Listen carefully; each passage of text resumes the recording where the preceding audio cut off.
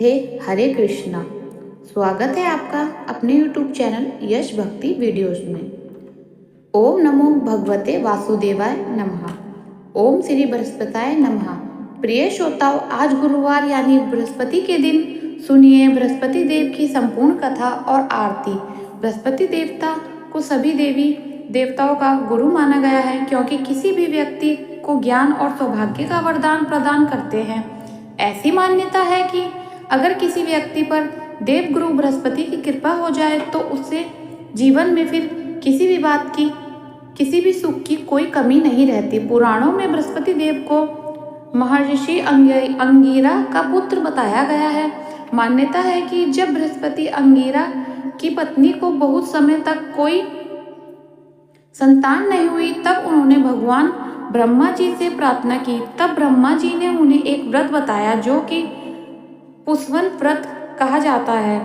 इसके बाद महिषा अंगिरा की पत्नी ने इस व्रत को पूरी जानकारी श्री सनत कुमारी से लेकर अपना पुष्वना व्रत पूर्ण किया, जिसके पुण्य प्रताप से उसे एक बहुत ही तेजस्वी संतान की प्राप्ति हुई, जिन्हें ही बृहस्पति का नाम से जाना जाता है। नवग्रहों में श्रेष्ठ बृहस्पति मात्र एक ग्रह नहीं है, वरना देवताओं के भी गुरु हैं। ब्रह्मा जी का मानस पुत्र महर्षि अंगिरा के 3 पुत्र हुए, बृहस्पति और सर्वता। इसमें बृहस्पति सबसे श्रेष्ठ अथवा बड़े हैं। बृहस्पति अत्यंत सर्वगुणों से युक्त वाणी, बुद्धि और ज्ञान के अधिष्ठान तथा महान परोपकारी हैं। बृहस्पति देव अपने एक रूप से देवी पुरोहित के रूप में इंद्र सभा ब्रह्मा सभा में विराजमान रहते हैं और दूसरे रूप में ग्रह के रूप में प्रतिष्ठा होकर नक्षत्र मंडल में विराजमान रहते हैं। बृहस्पति देव के देवताओं के गुरु बनाने के पीछे एक अत्यंत सुंदर कथा स्कंद पुराण में वर्णित है, जिसके अनुसार एक समय देवगुरु बृहस्पति ने काशी में शिवलिंग की स्थापना का घोर तपस्या की। तपस्या करते हुए 10,000 वर्ष बीत गए। तब महादेव और शिवलिंग से प्रकट हुए और बृहस्पति जी से कहने लगे, मैं तुम्हारी तपस्या से प्रसन्न हूँ, अपना अभीष्ट वर मांगो।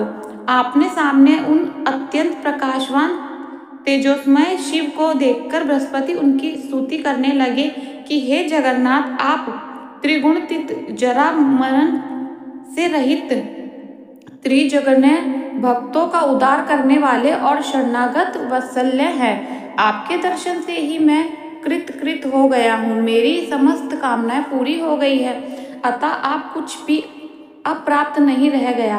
बृहस्पति की ऐसी स्तुति सुनकर महादेव ने और भी अधिक प्रसन्न होकर उन्हें उनके वर दिए और कहा, हे अंगिरस, तुमने ब्रह्म अर्थात बड़ा तप किया है, इसलिए तुम इंद्रदित देवताओं के पालक तथा ग्रहों में पूज्य हो जाओगे और तुम्हारा नाम बृहस्पति होगा। महादेव ने आगे कहा, हे ग्रहाधीश, तुम बड़े व्यक्त और विद्वान हो, इसलिए तुम्हारा नाम वचस्पति भी होगा। जो प्राणी तुम्हारे द्वारा स्थापित इस बृहस्पतिश्वर लिंग की आराधना करेगा और तुम्हारे द्वारा की गई स्तुति का पाठ करेगा, उसे मनोवांछित फल प्राप्त होगा तथा ग्रह जनित कोई अन्य बाधा उसे पीड़ित नहीं करेगी।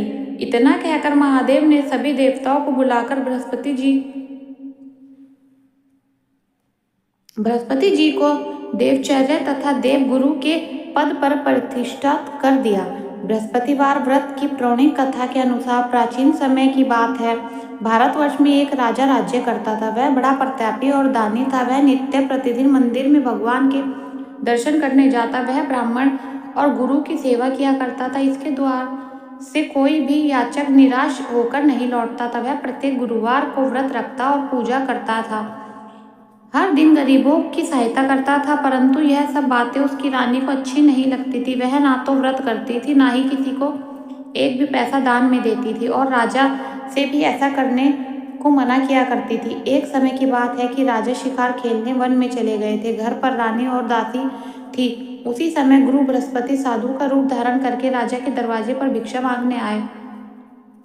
साधु ने रानी से भिक्षा मांगी तो वह कहने लगी, हे साधु महाराज, मैं इस दिन और पुण्य से तंग आ गई हूँ। इस कार्य के लिए तो मेरे पतिदेव ही बहुत हैं। अब आप ऐसी कृपा करें कि हमारा सारा धन नष्ट हो जाए और मैं आराम से रह सकूं। साधु रूपी बृहस्पति देव ने कहा कि हे देवी, तुम बड़ी विचित्र हो। संतान और धन से कोई दुखी नहीं होता है, इसको तो सभी चाहते हैं। पापी भी पुत्र और धन की इच्छा रखता है। अगर तुम्हारे पास धन अधिक है तो भूखे मनुष्यों को भोजन कराओ, प्याऊ लगवाओ, ब्राह्मणों को दान दो, धर्मशालाएं बनवाओ, कुआं, तालाब, बावड़ी, बाग बगीचे आदि का निर्माण करवाओ तथा निर्धनों की कुंवारी कन्याओं का विवाह करवाओ और यज्ञ आदि कराओ।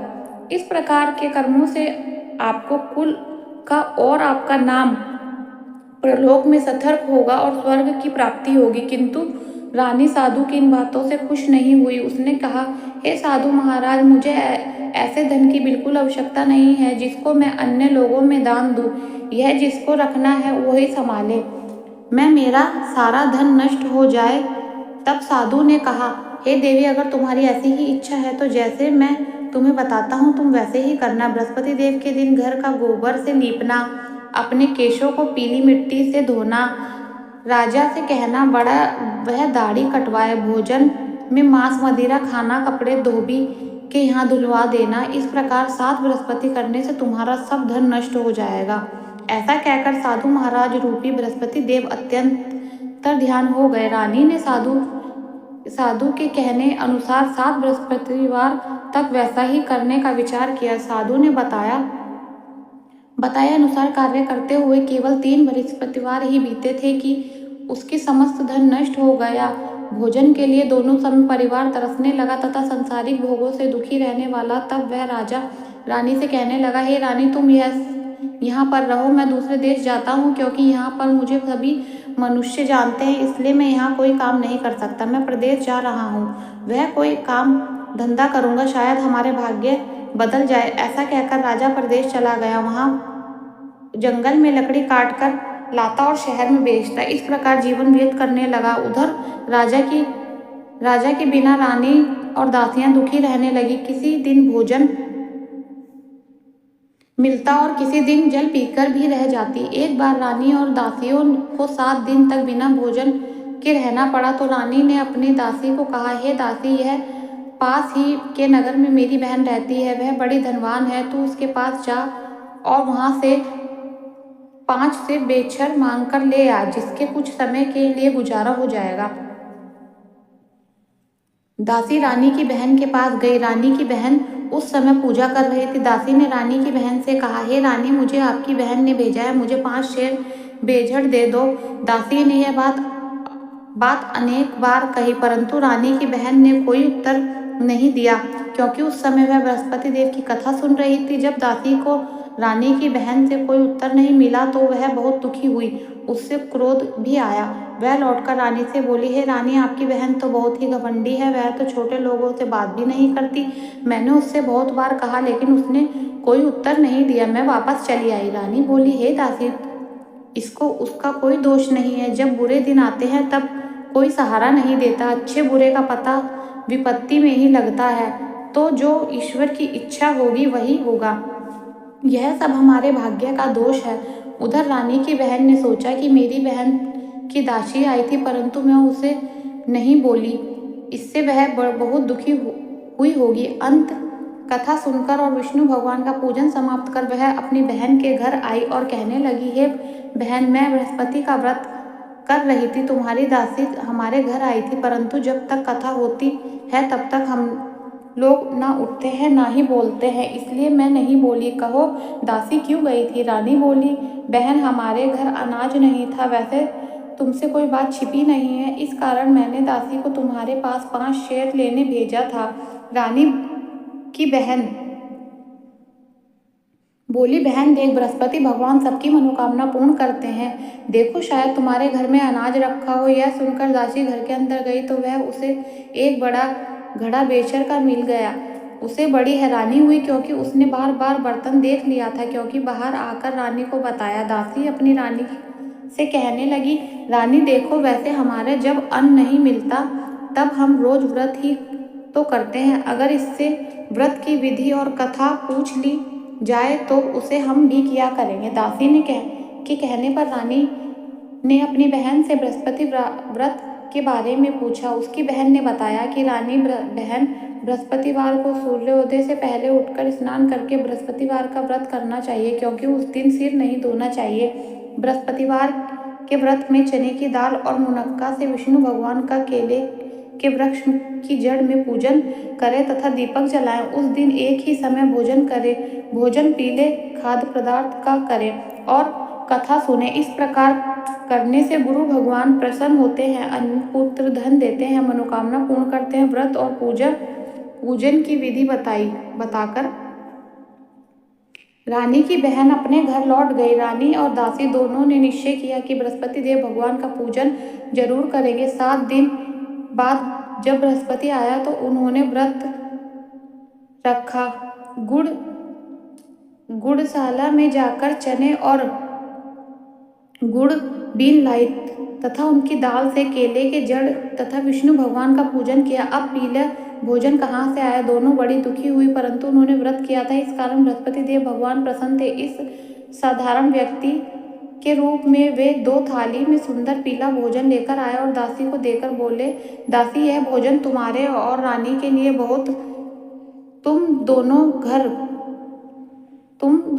कर लेना। दासी भोजन पाकर बहुत प्रसन्न हुई और रानी से बोली, रानी जी भोजन कर लो। रानी को भोजन आने के बारे में कुछ नहीं पता था, इसलिए वह दासी से बोली, जा तू ही भोजन कर ले, क्योंकि तू व्यर्थ में ही हमारी हंसी उड़ाती है। तब दासी बोली, रानी, एक व्यक्ति भोजन दे गया है। तब रानी कहने लगी, वह भोजन तेरे लिए ही देकर गया होगा, तू ही भोजन कर ले। दासी ने कहा, वह व्यक्ति हम दोनों के लिए 2 थाली में भोजन देकर गया है, इसलिए मैं और आप दोनों ही साथ में भोजन करेंगे। फिर दोनों ने गुरु भगवान का नमस्कार कर भोजन किया। उसके बाद से वे प्रत्येक बृहस्पतिवार को गुरु भगवान का व्रत और पूजन करने लगी। बृहस्पति भगवान की कृपा से उसके पास धन हो गया, परंतु रानी फिर पहले की तरह से आलस्य करने लगी। तब दासी बोली, देखो रानी, तुम पहले भी इसी प्रकार आलस्य करती थी, तुम्हें धन रखने में कष्ट होता था, इस कारण सभी धन नष्ट हो गया था। अब गुरु भगवान की कृपा से धन मिला है तो तुम्हें फिर आलस्य होता है। बड़ी मुसीबतों के बाद हमने यह धन पाया है, इसलिए हमें दान पुण्य करना चाहिए। तुम भूखे मनुष्य को भोजन करवाओ, प्याऊ लगवाओ, ब्राह्मणों को दान दो, कुआं, तालाब, बावड़ी आदि का निर्माण करवाओ, मंदिर पाठशाला बनवाकर दान दो, कुंवारी कन्याओं का विवाह करवाओ, धन के शुभ कार्य में खर्चा करो, जिससे तुम्हारे कुल का यश बढ़ेगा और स्वर्ग प्राप्त होगा। फिर पितृ भी प्रसन्न होंगे। दासी की बात मानकर रानी ने इसी प्रकार के कर्म करने प्रारंभ कर दिए, जिससे उसका काफी यश फैलने लगा। एक दिन रानी और दासी आपस में विचार करने लगी कि ना जाने राजा किस दशा में होंगे, उनकी कोई खोज खबर नहीं है। उन्होंने बृहस्पति देव से प्रार्थना की और तब भगवान ने रात्रि में राजा को स्वप्न में कहा, हे राजा, उठ, तेरी रानी तुमको याद करती है, अब अपने देश को वापस लौट जा। राजा प्रातःकाल उठकर जंगल में लकड़ियां काटकर लाने के लिए जंगल की ओर चल पड़ा। जंगल से गुजरते हुए वह सोचने लगा, रानी की गलती से उसे कितने दुख भोगने पड़े। राजपाट छोड़कर उसे जंगल में आकर रहना पड़ा। जंगल से लकड़ियां काटकर उसे बेचने का गुजारा करना पड़ा। उसी समय उस जंगल में बृहस्पति देव एक साधु के रूप धारण करके आए और राजा के पास आकर बोले, लक्कड़हारे, तुम इस सुनसान जंगल में किस चिंता में बैठे हो, मुझे बतलाओ। यह सुनकर राजा की आंखों में आंसू भर आए और साधु की वंदना करके वह बोले, हे प्रभु, आप सब कुछ जानने वाले हैं। ऐसा कहकर राजा ने साधु को अपनी संपूर्ण कथा सुना दी। महात्मा दयालु होते हैं। वे राजा से बोले, हे राजा, तुम्हारी पत्नी ने बृहस्पति देव की प्रति अपराध किया था, जिसके कारण तुम्हारा यह दशा हुई है। अब तुम किसी प्रकार की चिंता मत करो, भगवान तुम्हें पहले से अधिक धन देंगे। देखो, तुम्हारी पत्नी ने बृहस्पतिवार का व्रत करना प्रारंभ कर दिया है। अब तुम भी बृहस्पतिवार का व्रत करके चने की दाल और गुड़ के लोटे में डालकर केले का पूजन करो। फिर कथा कहो और सुनो, भगवान तुम्हारी सभी मनोकामना पूर्ण करेंगे। साधु को प्रसन्न देखकर राजा बोले, हे प्रभु, मुझे लकड़ी बेचकर इतना पैसा नहीं मिलता जिससे भोजन करने के उपरांत कुछ बचा सकूं, और मैंने रात्रि में अपनी रानी को व्याकुल देखा है। मेरे पास कोई साधन नहीं है जिससे समाचार जान सकूं। फिर मैं बृहस्पति देव की क्या कहानी कहूँ? मुझे तो कुछ भी नहीं मालूम। साधु ने कहा, हे राजा, तुम किसी बात की चिंता मत करो। बृहस्पति देव के दिन तुम रोजाना की तरह लकड़ी लेकर शहर जाओ। तुम्हें रोज से 2 गुना धन प्राप्त होगा, जिससे तुम भली भांति भोजन कर लोगे और बृहस्पति देव की पूजा के समान भी आ जाएगा। बृहस्पति की कथा इस प्रकार है। प्राचीन काल में एक बहुत ही निर्धन ब्राह्मण था। उसकी कोई संतान नहीं थी। वह नित्य पूजा पाठ करता, परंतु उसकी पत्नी बहुत मलिन के साथ रहती थी। वह ना तो स्नान करती और ना ही किसी देवता का पूजन करती थी। प्रातःकाल उठते ही सबसे पहले भोजन करती, बाद में कोई अन्य कार्य करती। ब्राह्मण देवता बहुत दुखी रहते थे, परंतु पत्नी के कुछ समझाते किंतु कोई परिणाम नहीं निकलता। भगवान की कृपा से ब्राह्मण की पत्नी के कन्या उत्पन्न रूप हुआ। वह कन्या अपने पिता के घर में बड़ी होने लगी। वह बालिका प्रातः स्नान करके भगवान विष्णु का जाप करती। वह बचपन से ही बृहस्पतिवार का व्रत करने लगी थी।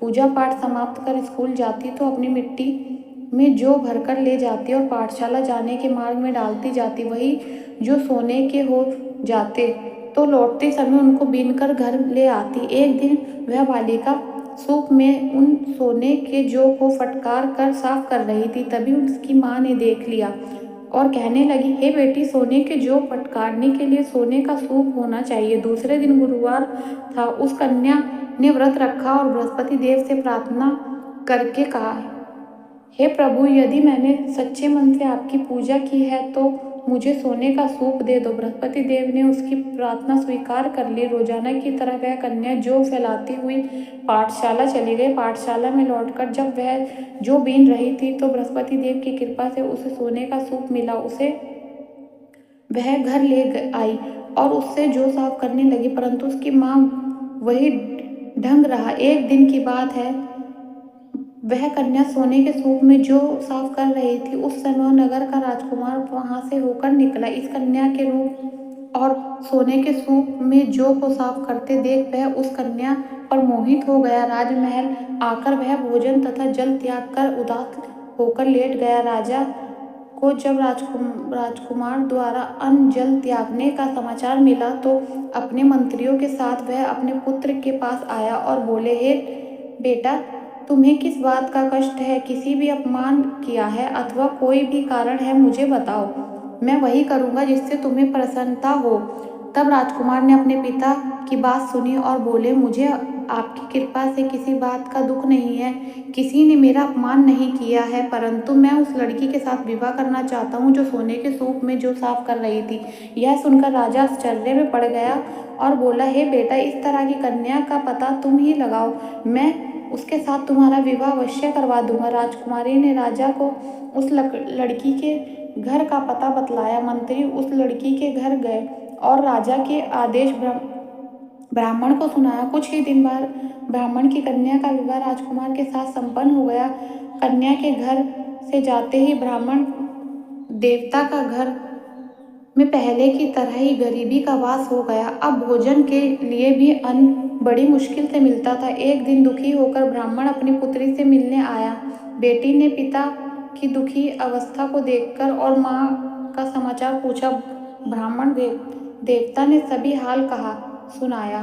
तब कन्या ने बहुत सारा धन देकर अपने पिता को विदा कर दिया। इस तरह ब्राह्मण का कुछ समय सुखपूर्वक बीतता, लेकिन कुछ दिन बाद फिर वही हाल हो गया। ब्राह्मण फिर अपनी कन्या के यहाँ गया और सभी हाल कह तो पुत्री कहने लगी, पिताजी, अब माताजी को यह लेवा लाओ।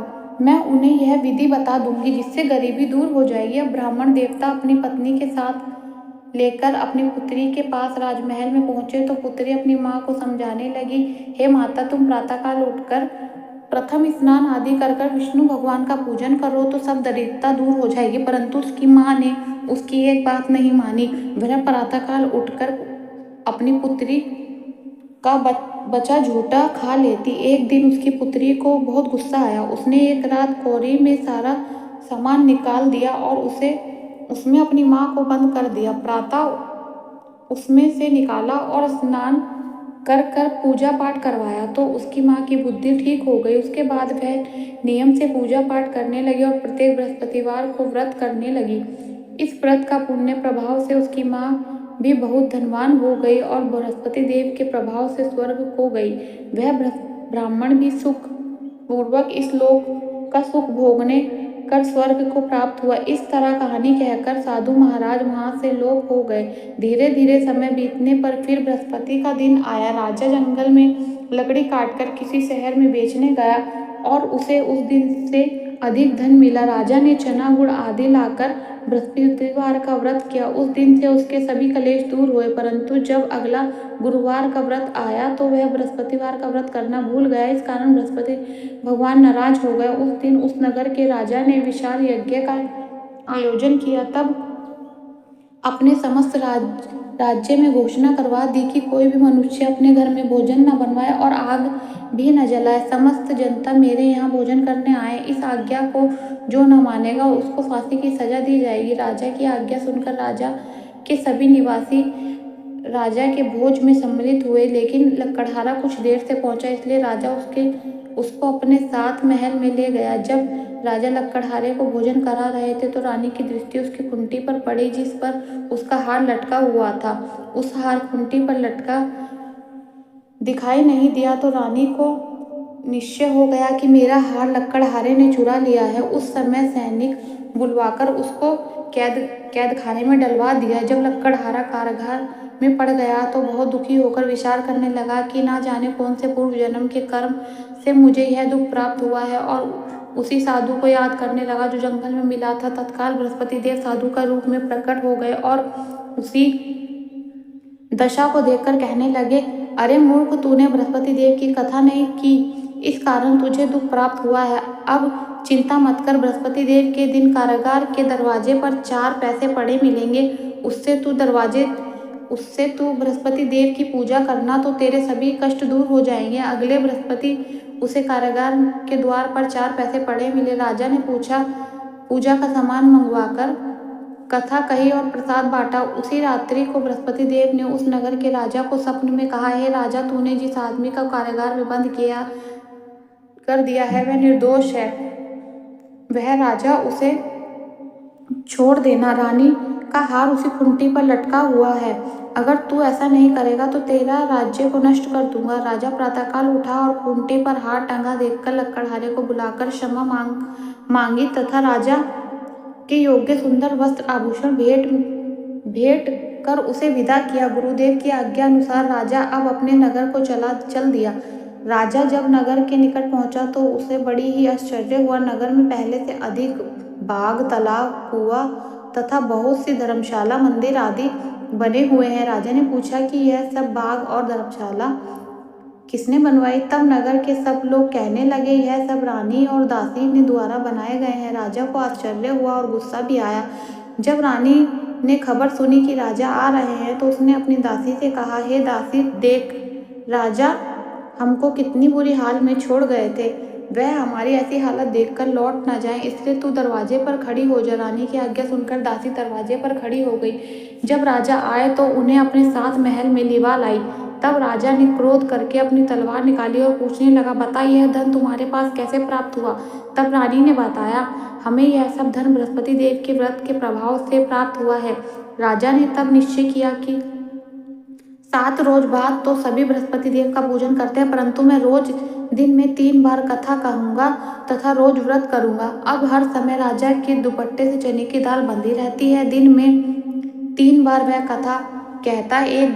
एक दिन राजा ने विचार किया कि चलो अपनी बहन के यहाँ हो आवें। इस तरह से निश्चय कर राजा घोड़े पर सवार होकर अपनी बहन के यहाँ चल पड़ा। रास्ते में उसने देखा कि कुछ आदमी एक मुर्दे को लिए जा रहे हैं। उन्हें रोककर राजा कहने लगा, अरे भाई, मेरी बृहस्पतिवार की कथा सुन लो। वे बोले, लो, हमारा आदमी मर गया है, इसको अपनी कथा की पड़ी है। परंतु कुछ आदमी बोले, अच्छा कहो, हम तुम्हारी कथा भी सुनेंगे। राजा ने दाल निकाली और कथा कहने शुरू कर दी। जब कथा आधी हुई तो वह मुर्दा हिलने लगा और जब कथा समाप्त हुई तो राम राम कह के वह मनुष्य खड़ा हो गया। राजा आगे बढ़ा। उसे चलते चलते शाम हो गई। आगे मार्ग में उसे किसान खेत में हल चलाता मिला। राजा उससे बोला, अरे भैया, तुम मेरी बृहस्पतिवार की कथा सुन लो। किसान बोला, जब तक मैं तेरी कथा सुनूंगा तब तक 4 हेयर जोत लूंगा। जा अपनी कथा किसी और को सुना। राजा आगे चलने लगा। राजा के हटते ही बैल पछड़ कर खाकर गिर गया। तब किसान के पेट में बहुत जोर का दर्द होने लगा। उसी समय किसान की माँ रोटी लेकर आई। उसने जब यह देखा तो अपने पुत्र से सब हाल पूछा। बेटे ने सभी हाल बता दिया।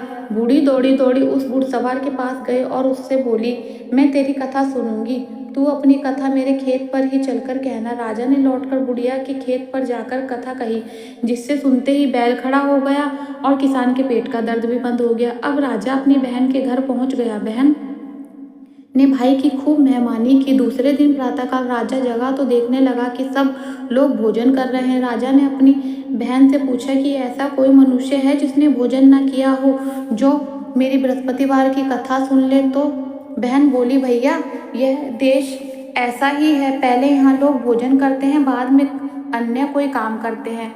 अगर पड़ोस में कोई हो तो देखकर आती हूँ। ऐसा कहकर बहन देखने चली, परंतु उसे कोई भी ऐसा व्यक्ति नहीं मिला जिसने भोजन नहीं किया हो। फिर वह कुम्हार के घर गई, जिसका लड़का बहुत बीमार था। उसे पता चला कि उसके यहाँ 3 दिन से किसी ने भोजन नहीं किया है। रानी ने अपने भाई की कथा सुनने के लिए कुम्हार को कहा तो वह तैयार हो गया। तब राजा ने जाकर बृहस्पतिवार की कथा कही, जिसको सुनकर उसका लड़का ठीक हो गया। अब तो राजा की प्रशंसा होने लगी। एक दिन राजा ने अपनी बहन से कहा, हे बहन, अब मैं अपने घर जाऊंगा, तुम भी तैयार हो जाओ। राजा की बहन ने अपनी सास से अपने भाई के साथ जाने की आज्ञा मांगी तो सास बोली, चली जा, परंतु अपने लड़के को मत ले जाना, क्योंकि तेरे भाई की कोई संतान नहीं होती है। बहन ने अपने भाई से कहा, भैया, मैं तो चलूंगी, परंतु कोई बालक नहीं जाएगा। राजा ने कहा, जब कोई बालक ही नहीं जाएगा तब तुम भी जाकर क्या करोगे। फिर दुखी मन से राजा अपने नगर को लौट आया। राजा ने अपनी रानी से कहा, हम निसंतान हैं, इसलिए हमारे घर कोई नहीं आना पसंद करता। हम निर्वंशी राजा हैं। ऐसा कहकर वह बिना भोजन आदि किए शैया पर लेट गया। रानी बोली, हे प्रभु, बृहस्पति देव ने हमें सब कुछ दिया है, वे हमें संतान भी अवश्य देंगे। उसी रात बृहस्पति देव ने राजा को स्वप्न में कहा, हे राजा, उठ, सभी सोच त्याग दे, तेरी रानी गर्भ से है। राजा को यह जानकर बड़ी प्रसन्नता हुई। 9वें महीने में रानी के गर्भ से एक सुंदर पुत्र पैदा हुआ। जब राजा की बहन ने यह शुभ समाचार सुना तो वह बहुत खुशी हुई। तब बधाई लेकर अपने भाई के यहाँ आई। तब रानी ने कहा, घोड़ा चढ़कर तो नहीं आई, गधा चढ़ी आई। राजा की बहन बोली, भैया, मैं इस प्रकार ना कहती तो तुम्हें संतान कैसे मिलती। बृहस्पति देव की ऐसे ही है, जिसके मन में जो कामनाएं रहती हैं सभी को पूर्ण करते हैं। जो सद्भाव पूर्वक बृहस्पति देव का व्रत करता है, कथा सुनता है, अथवा सुनाता है, दूसरों को सुनाता है, बृहस्पति देव उसकी सभी मनोकामना पूर्ण करते हैं। बृहस्पति देव उनके सदैव रक्षा करते हैं। जो संसार में सद्भाव और सच्चे मन से बृहस्पति देव का पूजन करते हैं, उनकी सभी मनोकामना उसी प्रकार पूर्ण होती है। जैसे रानी और राजा ने बृहस्पति देव की कथा का गुणगान किया, उनकी सभी इच्छाएं बृहस्पति देव ने पूरी की। मनुष्य को हृदय में उनका मनन करते हुए जयकारा करना चाहिए। प्रेम से बोलो, बृहस्पति देव की जय। यह थी बृहस्पति व्रत कथा। अब सुनिए आरती। ओम जय बृहस्पति देवा, स्वामी जय बृहस्पति देवा, छिन छिन भोग लगाऊं, कदली फल मेवा। ओम जय बृहस्पति देवा, तुम पूर्ण परमात्म, तुम अंतर्यामी स्वामी, तुम अंतर्यामी, जगत पिता जगदेश्वर, जगत पिता जगदेश्वर, तुम सबके स्वामी। ओम जय बृहस्पति देवा, चरणामृत निर्जल निर्मल, सब पातक हरता स्वामी, सब पातक हरता, सब मनोरथ दायक, सकल मनोरथ दायक कृपा करो भरता।